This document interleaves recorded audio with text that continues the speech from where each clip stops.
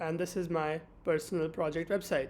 In the project section, you'll see a lot of my projects, and in this video, I'll show you about Marble Solitaire. When you click on it, right now it doesn't show a video, but when this is live, there will be this video which will explain you how you can run this project that I made in your local machine. And this video will also show you what this actually does. So if you go to show project, it will take you to my GitHub, and it will take you to this GitHub. You need to just download this code, and you need to have Java and IntelliJ or any Java environment installed. And once you have that, this folder will look like this.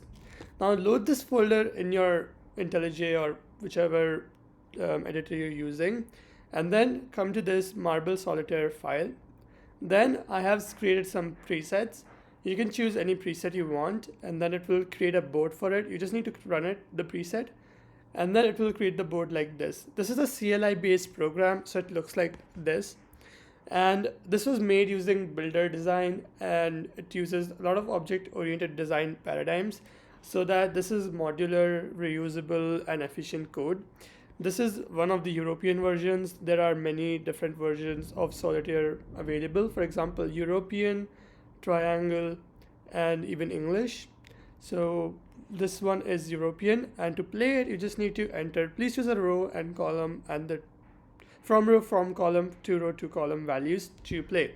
So the row starts from 1 and the column starts from 1, and based on the rules, now I can play, for example, 1 2 2 2. So 2 2, and this will be 4th row and 2nd column, and it will move my marble from here to there, and it will remove the middle marble.